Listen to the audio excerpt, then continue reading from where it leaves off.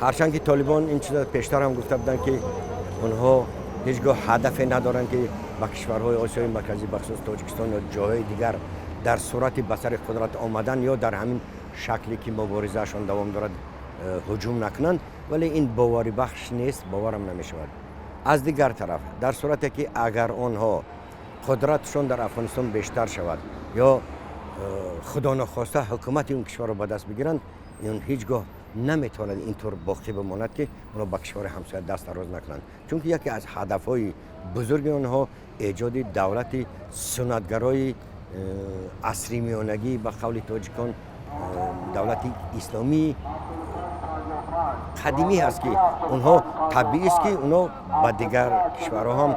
کوشش میکنند که تاثیر برسانند، نفوذ داشته باشند و دسترازی هم حتما میکنند. در تاجیکستان الکی چاره‌های مدافعی امنیتی پرزور کرده شدند. وزیر مدافع تاجیکستان چند روز اخیر در بدخشان قرار دارد. خب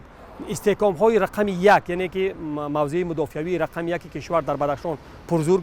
گردانده شده است و تا قسمت چهارم حتی تا مرکز دوشنبه تمام چهاره‌های مدافعی امنیتی در تاجیکستان پرزور کرده شدند. بغیر از نیروهای قدرتی امنیتی و مقامات قدرتی تاجیکستان، فکر میکنم شهروندان تاجیکستان، خود شهروندان عادی تاجیکستان اجازه نمیدهند که پای بیگانه به تاجیکستان وارد بشود. ما میدونیم که ازبکستان، روسیه و یک قطار کشورهای دیگر از جمله قزاقستان در چند مورد با طالبان، با گروه طالبان گفتگوهای پشت پردگی، گفتگوهای پنهان و آشکار داشتند و خودی اعتراف آنها از طرف همین کشورها مثلا از نگاه سیاسی آن چیزی که برای امنیت منطقه ما هست ناخوشایند است، چرا که وقتی که اونها را با گفتگوشنی دعوت میکنید یا که با اونها گفتگوشنی میکنید اعتراف اونها است، ولی خوشبختانه دولت تاجیکستان این کار را نکرده است تا هنوز.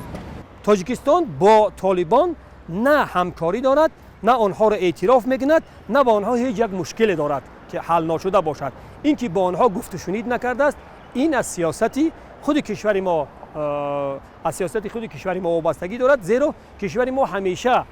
با شخصان و با دولت‌های گفت و شنید و صحبت انجام می‌دهد که آنها رسما فعالیت می‌کنند و سر قدرت هستند و از سوی جامعه جهانی اعتراف شده‌اند و این از یک بگیریم پهلوی سیاستی